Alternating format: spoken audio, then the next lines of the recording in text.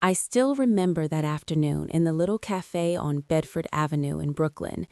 The place was quiet, just the hum of the espresso machine and a few scattered customers. I was sitting there, staring into my untouched latte, trying to make sense of the chaos in my head. My name is Ava Sinclair. I'm 35, a freelance copywriter who works from home most days. And 2 months earlier, I had finally accepted the truth. My husband, Ryan Caldwell, was having an affair. The door opened and a man walked in. Tall, well-dressed, early 40s maybe. He looked around, spotted me, and walked straight over without hesitation. He didn't smile. He just placed a black leather briefcase on the table between us and clicked open the latches. Inside, stacks of crisp $100 bills. I swear, the light caught them just right and my breath caught in my throat. I looked up at him, heart pounding. "My name is Marcus Reed," he said quietly, voice steady but low.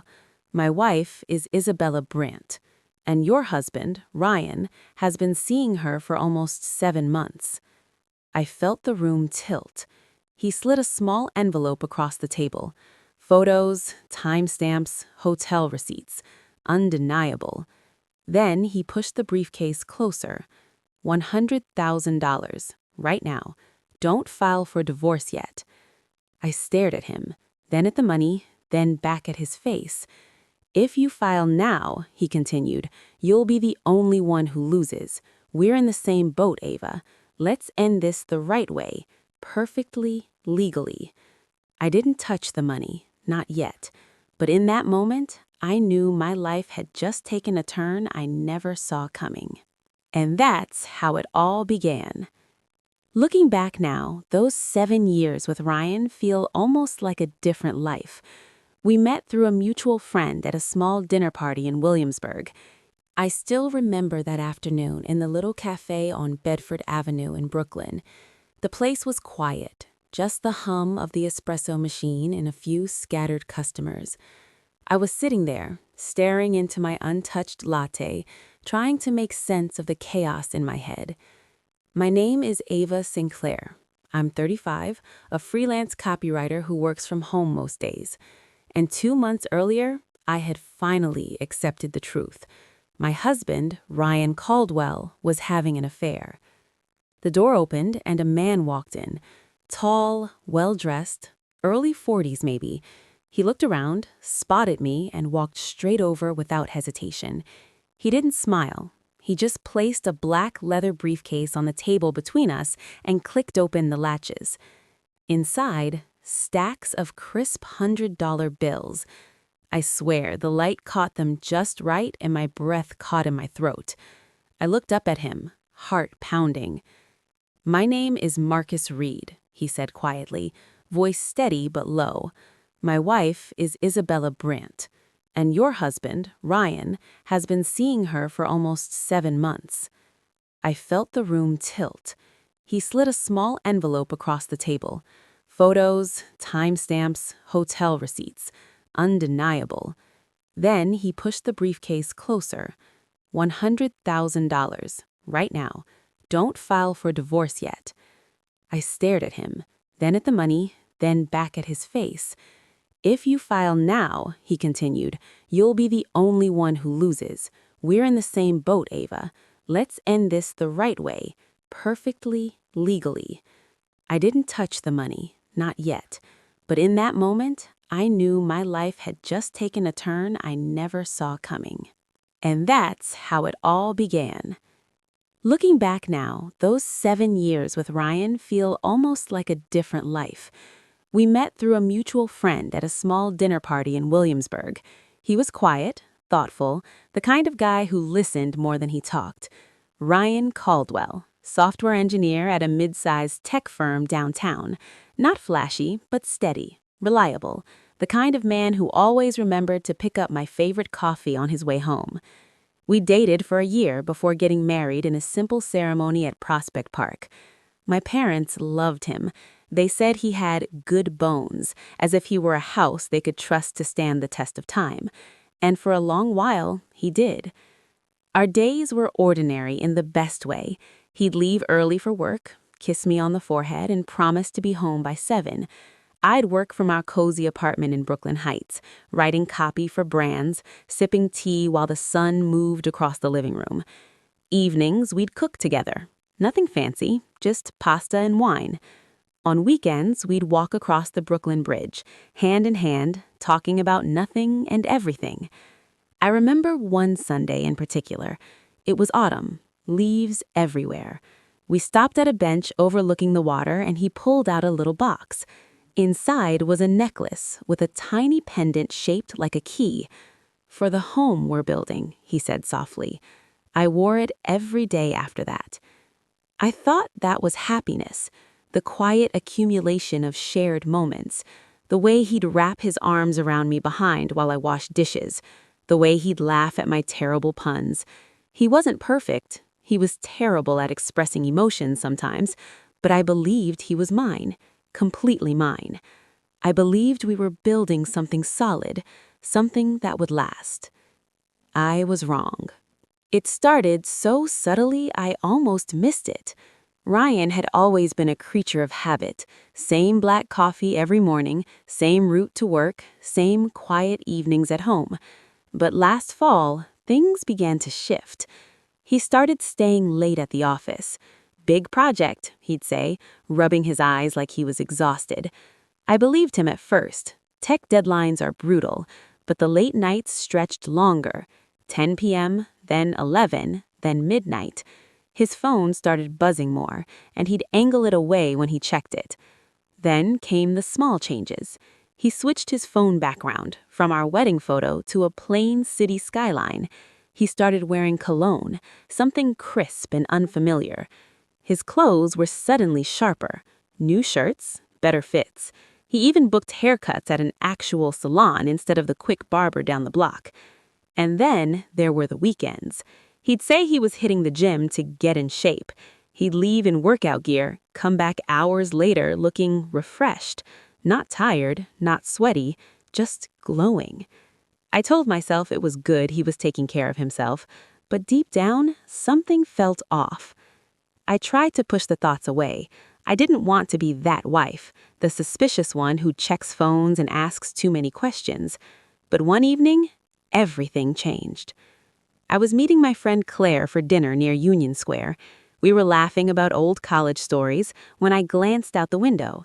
Across the street, in a cozy Italian place with warm lights, I saw him, Ryan, sitting at a corner table, and he wasn't alone. A woman sat across from him, long dark hair, elegant in a navy dress. She was laughing, and Ryan was leaning in, smiling in a way I hadn't seen in months, the kind of smile that reaches the eyes, the kind he used to give me. My stomach dropped. I watched him reach across the table and brush her hand. It was gentle, familiar, like they'd done it 1,000 times. Claire noticed me freeze. "Ava, you okay?" I couldn't speak. My legs felt weak. I wanted to storm in there, scream, throw something, but I just sat there, frozen, watching the man I loved share a moment with someone else. We left quietly. I didn't confront him that night. I went home, sat on the couch in the dark, and waited. When Ryan finally walked in after 1 a.m., he looked completely normal. "Hey, you're up late?" he said casually, kissing my forehead like nothing had happened. I forced a smile. Just couldn't sleep. He went to shower, longer than usual. I heard the water running, smelled the cologne when he came out. He slipped into bed and was asleep in minutes. I lay there staring at the ceiling, tears burning my eyes. My husband was living a double life, and I was living with a stranger. I didn't cry, not yet, because I knew crying wouldn't change anything. I had to be smart. I had to be sure. The next morning, I woke up with a clarity I hadn't felt in weeks. Ryan was already gone, left a note on the counter, "Early meeting, love you." I stared at those 2 words like they were written in a foreign language. I couldn't live like this anymore, not without knowing for sure, so I started digging, quietly. I Googled everything: how to prove infidelity and divorce, evidence needed for adultery in New York, private investigator costs. I read forums, anonymous posts from other women who'd been through it. The message was always the same. Emotion doesn't win in court. Evidence does. I booked a consultation with a divorce attorney named Jonathan Pierce. His office was in a sleek building near Grand Central. When I walked in, hands shaking, he listened without interrupting. I told him everything: the late nights, the cologne, the woman at the restaurant. He took notes, calm as ever. First things first, he said, suspicion isn't enough. The court needs concrete proof: photos, videos, messages, hotel records. Without that, it's just your word against his, and in New York, no-fault divorce means assets are split 50-50 unless you can prove fault like adultery. Even then, it's hard to get alimony or a bitter share without solid evidence. He showed me case examples on his laptop. Simple photos of two people eating dinner? Not enough. Holding hands? Maybe, but weak.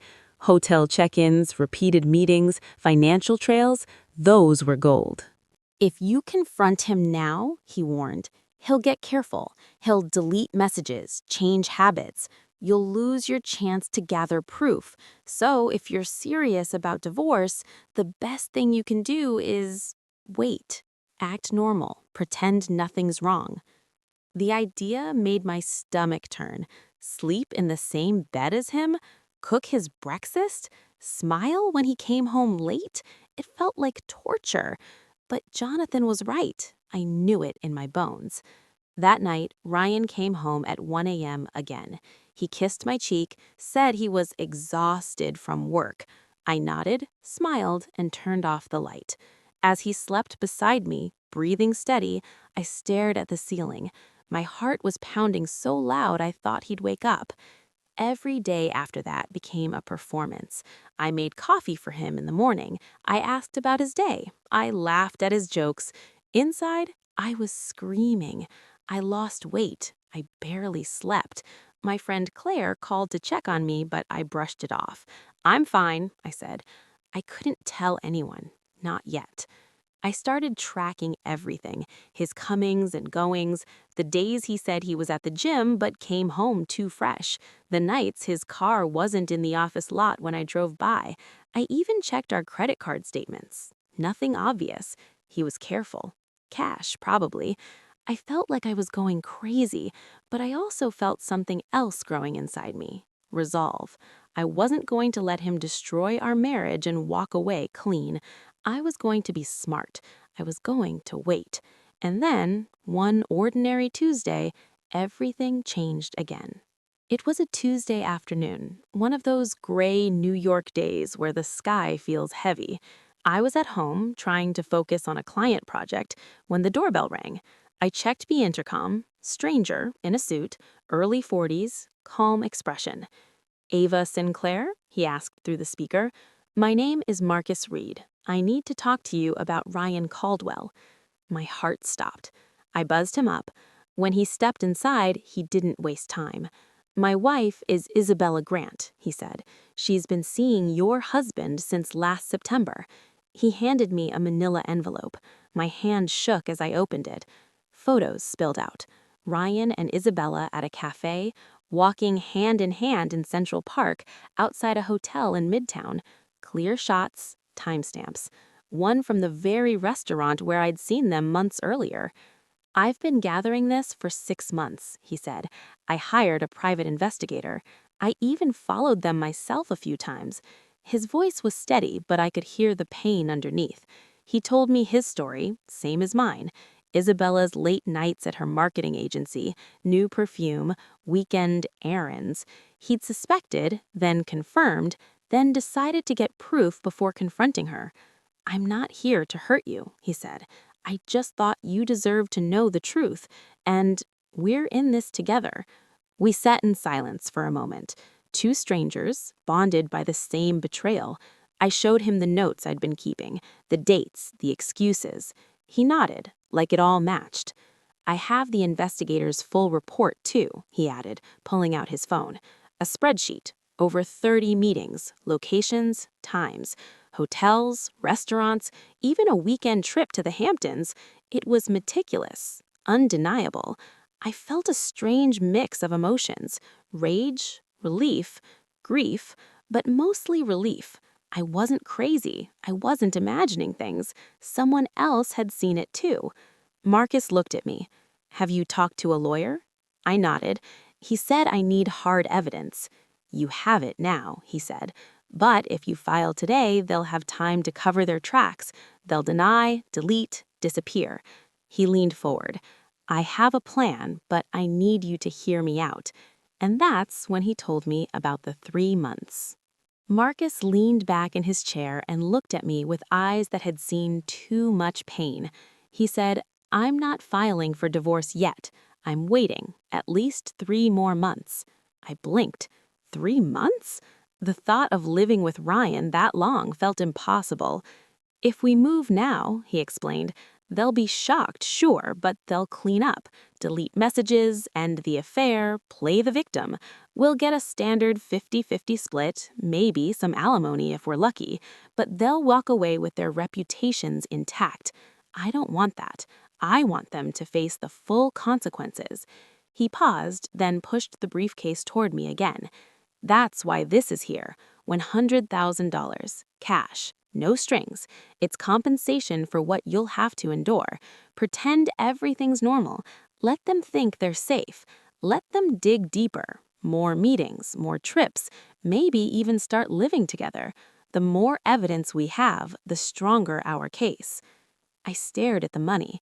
It was real, heavy, tempting, but it also felt wrong, like I was being bought. "I'm not doing this for the cash," I said quietly. "I know," Marcus replied. "Neither am I.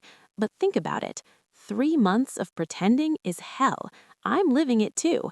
Every night I see Isabella come home late smelling like his cologne, and I have to smile. I have to act like I don't know. This money, it's not payment for silence. It's a way to make sure you're taken care of while we do this right." He pulled out his phone and showed me the investigator's latest report. More photos, a condo lease in Brooklyn, Ryan's name on it, signed 2 months ago. They were already planning a future. If we wait, we can prove cohabitation. We can get alimony, damages, a bigger share of assets. The court will see the full picture. No excuses left. I thought about Jonathan's words. The law doesn't care about feelings. It cares about proof. Marcus was offering me proof and a way to survive the wait. I looked at him. He wasn't angry. He was tired, like me. "Okay," I said finally. 3 months, but not for the money, for justice." He nodded once. "Thank you." He closed the briefcase and slid it to my side. I took it. It was heavier than I expected. As he stood to leave, he turned back. "We'll keep contact minimal, only when necessary. No risks. And Ava, be careful. Act normal. He can't suspect anything." I nodded. The door closed behind him, and I was alone with the briefcase and a plan that felt both terrifying and right. That night, Ryan came home late again. I smiled, made dinner, kissed him goodnight. And inside, the countdown began. The first few weeks were the hardest. Every morning I'd wake up next to Ryan, make coffee, kiss him goodbye like nothing had changed. He'd smile, say, "Love you," and head out the door. Straight to Isabella, I knew. I'd stand at the window and watch his car disappear down the street, my hands clenched around the mug until my knuckles turned white. But I kept going. I had to. Marcus and I set up a simple system. Short, coded texts. No names, just facts. "Tonight, 7 p.m., Italian place near Union Square." I'd reply with one word. "Noted." That was it. No emotion, no risk. One evening, he sent me a photo. Ryan and Isabella at a candlelit table, her hand on his arm. My chest tightened, but I saved it. Proof. We started tracking more. Marcus suggested GPS trackers, small, magnetic ones. He said his lawyer confirmed it was legal on a spouse's car. I waited until Ryan left for work, then slipped into the garage and attached one under his bumper. Invisible. From then on, I could see every move on an app. Office, restaurants, a condo in Brooklyn Heights. The condo, that hurt the most. One weekend, Ryan told me he was working overtime and wouldn't be home. I checked the GPS. His car was parked at a new building. Marcus confirmed Isabella's car was there too. They'd rented a place together. A fresh start. Without me. I drove by once, just to see. A modern building with big windows. I imagined them inside, cooking, laughing, building a life. The same life Ryan and I used to dream about. I didn't cry. I took photos. From the street, through the lobby. Proof. The months blurred. Ryan got bolder. He started staying out entire weekends, saying he had team retreats. I knew better. Marcus flew to Florida once, where they'd gone for a business trip. He got pictures, them on the beach, holding hands, checking into a resort. Double room. He even confirmed the reservation under both names. Every piece we gathered felt like a brick in a wall we were building around them. Photos, timestamps, lease agreements, credit card trails, furniture, groceries, a new bed. They were living like married couples. Meanwhile, at home, I played the part perfectly. I cooked his favorite meals. I asked about his day. When he came home late, smelling of her perfume, I'd smile and say, "You must be so tired, honey." He'd relax. He thought he was safe. He thought I didn't know. But I knew everything. By the end of the second month, we had more than enough. GPS logs showing them together almost every night. Security footage from the condo lobby. Marcus got it through a contact. Videos of them coming home together, arms around each other. I sent it all to Jonathan. He called me back the next day.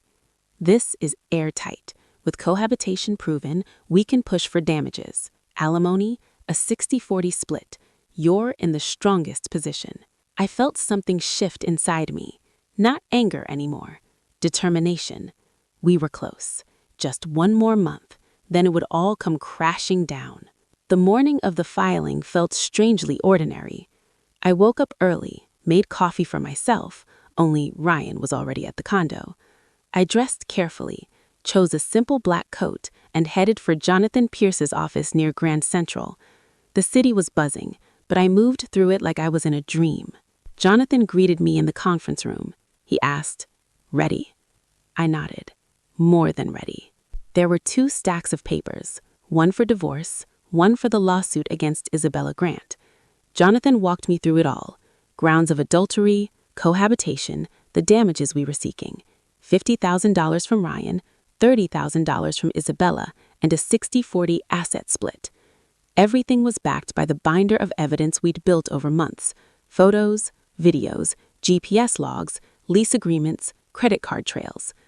I signed each page slowly, my hand steady for the first time in a long time. At exactly 10 a.m., Jonathan hit submit on the court's e-filing system. At the same moment, Marcus was doing the same in his lawyer's office. Simultaneous. Perfect. I walked out of the building into the crisp December air. The city felt different, lighter. I texted Marcus, one word. Filed. He replied, "Me too. Now we wait." The papers would take a few days to be served. I went home and waited. Thursday afternoon, my phone rang. Ryan's name on the screen. My heart didn't race this time. It just settled. "Ava? Where are you? Are you home?" His voice was shaking. "I'm here," I said calmly. "I'm coming over, right now. Don't go anywhere." He hung up. 30 minutes later, the door flew open. Ryan stormed in, face pale, clutching a thick envelope stamped by the court. "What the hell is this?"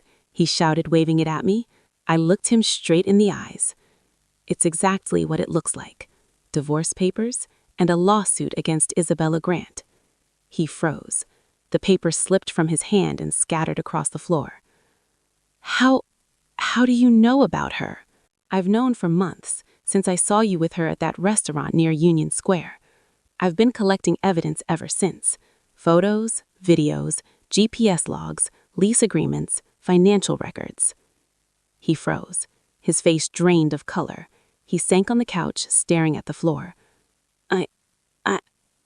Don't, I said quietly.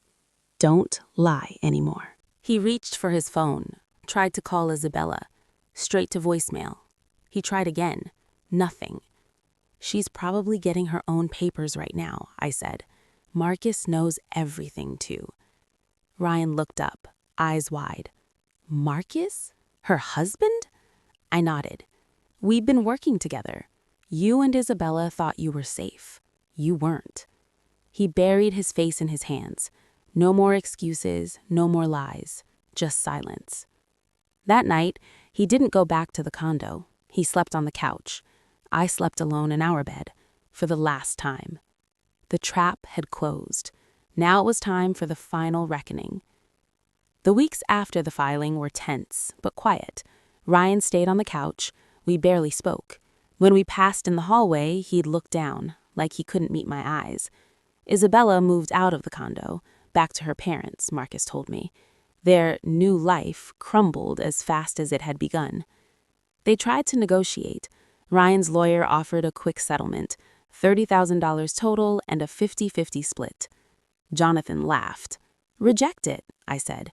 We had too much evidence. They knew it too. No deal was reached, so we went to trial. The courtroom was cold, sterile. I sat in the front row with Jonathan, the binder of evidence thick on the table. Ryan was across the aisle, head bowed, avoiding my gaze. Isabella wasn't there. Her side had settled separately, but Marcus was in his own courtroom that day. The judge was straightforward. Let's see the evidence. Jonathan presented it calmly. Photos projected on a screen, Ryan and Isabella hand in hand, GPS logs showing them together, night after night, the condo lease with both names, security footage of them entering the building like a couple, financial records, furniture, groceries, a shared life. Ryan's lawyer tried to argue. These are just friends, he said. The photos are misinterpreted. But when the video played, Ryan and Isabella walking into the condo lobby, arms linked, the room went silent. The judge didn't need long. The evidence is overwhelming. Adultery and cohabitation are established. Fault lies with the defendant. A month later, the verdict arrived. Jonathan called me first. We won. Almost everything in your favor. $45,000 in damages from Ryan, $25,000 from Isabella. Total, $70,000. Assets split 60-40. Our savings, the apartment, investments. The court ruled that Ryan's actions caused the breakdown. He lost more than money. He lost his job. Word spread through his company. Isabella quit her agency too. Their reputations were shattered. I didn't feel triumph, just closure. A quiet, final end. And then finally, it was time to begin again. A week after the verdict, Ryan packed his things and left. He didn't say much, just, I'm sorry, one last time, before the door closed behind him. I didn't reply. There was nothing left to say.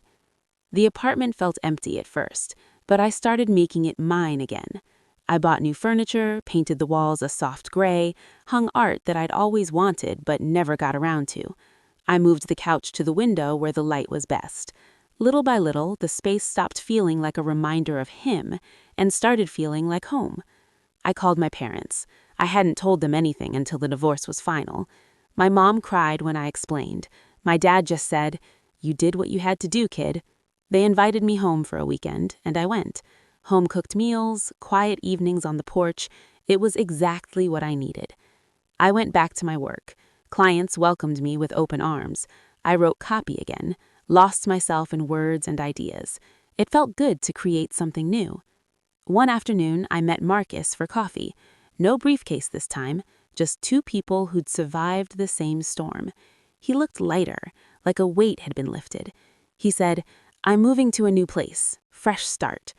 I smiled and told him I was doing the same. We wished each other well, and that was it. We probably won't see each other again, but I'll always be grateful to him. He helped me protect my dignity when I needed it most. I'm 35. I have time. I have a life ahead of me. The pain is still there sometimes, like a scar that aches on rainy days, but it's fading. I don't regret the 7 years with Ryan. They taught me what love should be and what it shouldn't. I don't regret the months of waiting either. They taught me strength, patience, how to stand up for myself, not with anger, but with quiet resolve. Divorce isn't the end, it's the beginning. I'm Ava Sinclair now, not someone's wife, not someone's victim, just me, whole, healing. I stand on my balcony some evenings looking out over Brooklyn. The city lights sparkle below, full of possibility. I breathe in the cool air and feel grateful for the pain that made me stronger, for the truth that set me free, for the new days waiting ahead. And tomorrow is a new beginning.